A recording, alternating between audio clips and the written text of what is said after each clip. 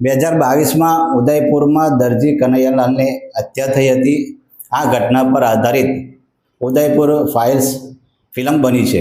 11 જુલાઈ 2025ના રોજ આ film સિનેમાઘરોમાં release થવાની હતી, પરંતુ દિલ્હી હાઈકોર્ટે આ ફિલ્મની રિલીઝ પર પ્રતિબંધ મૂક્યો છે।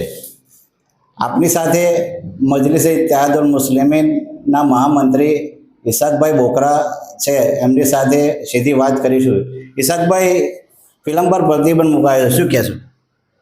ખૂબ સરસ વાત એબીસી ન્યૂઝે કરી। સૌપ્રથમ હું આપનો આભાર માનું છું। આ ફિલ્મ જ નહીં, પરંતુ હાલ દેશમાં સાંપ્રદાયિક સદભાવ અને આપસી ભાઈચારા મિટાવવાના નામે એક હોડ જામી છે। ક્યાંક કોઈક સંતના વિષમાં, તો ક્યાંક સંગઠનના વડા, તો ક્યારેક ચોક્કસ પાર્ટીના સાંસદ કે ધારાસભ્ય, ક્યારેક પાર્ટીના પદાધિકારીના વિષમાં મુઠ્ઠીભર કટ્ટરવાદી તત્વો ઝેર ઉકી રહ્યા છે અને દેશના સાંપ્રદાયિક સૌહાર્દ અને આપસી ભાઈચારાને તાણાવાળાને ખોરવી રહ્યા છે। આ બધું રોકવાની જવાબદારી પોલીસ અને પ્રશાસનની હોય છે, પણ ક્યાંક ક્યાંક અમુક જવાબદારોની સંદિગ્ધ ભૂમિકાને લીધે આવા કટ્ટરવાદી તત્વોને બળ મળતું હોય છે।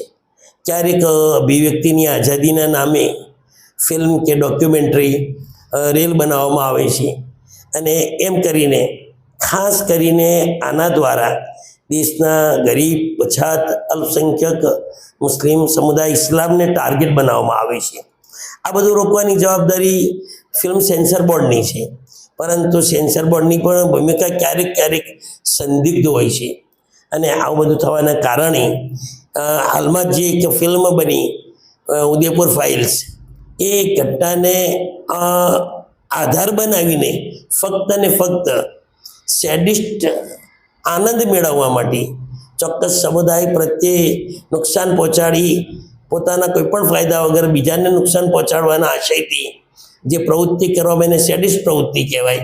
એક એવો નફ્ફટ આનંદ લેવા માટે આવી ફિલ્મો બનાવીને દેશના સામાજિક સૌહાર્દને અને આપસી ભાઈચારા તાણાવાળાને ખોરવવાનો બાલિશ પ્રયાસ કરવામાં આવ્યો। આ બાબતે કેટલાક સંગઠનોએ, ખાસ કરીને જમિયત ઉલમાએ હિન્દ, અને જ્યારે સેન્સર બોર્ડ નિષ્ફળ ગયું અને સંદિગ્ધ ભૂમિકા ભજવી ફિલ્મ રિલીઝ કરવાની મંજૂરી આપી દીધી।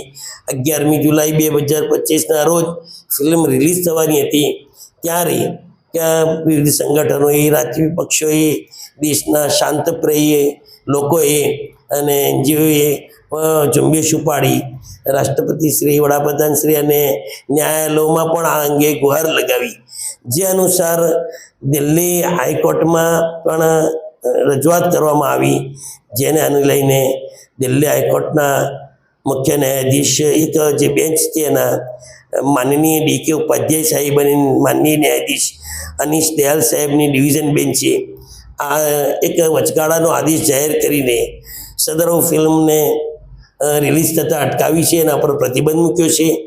14મી જુલાઈ સુધી કેન્દ્ર સરકાર સમક્ષ વાંધા રજૂ કરી અને એ પ્રત્યે નક્કર કામગીરી કરવા જ્યારે આદેશ આપ્યો છે, ત્યારે આપણે કેન્દ્ર સરકારથી, રાષ્ટ્રપતિશ્રીથી, માનનીય વડાપ્રધાનશ્રીથી એવી અપેક્ષા રાખીએ છીએ કે આ ફક્ત ને ફક્ત સેડિઝમ પ્રવૃત્તિ ભરી અને દેશના તાણાવાળા ખોરવતી આવી ફિલ્મો માટે કાયમ પ્રતિબંધ મૂકવામાં આવે અને દેશનો સામાજિક ભાઈચારો અને સૌહાર્દ જળવાઈ રહે તે અંગે જે નક્કર સત્તાધિકારીઓ દ્વારા પગલાં લેવામાં આવે, એવી દરેક દેશવાસી, શાંતિપ્રિય દેશવાસીની સાથે મારી અને આપ સૌની લાગણી છે।